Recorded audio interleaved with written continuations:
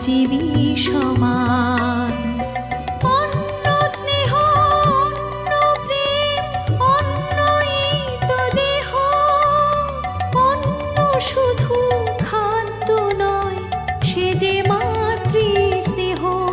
আমি অন্নপূর্ণা, আমি অন্নপূর্ণা, আমি অন্নপূর্ণা।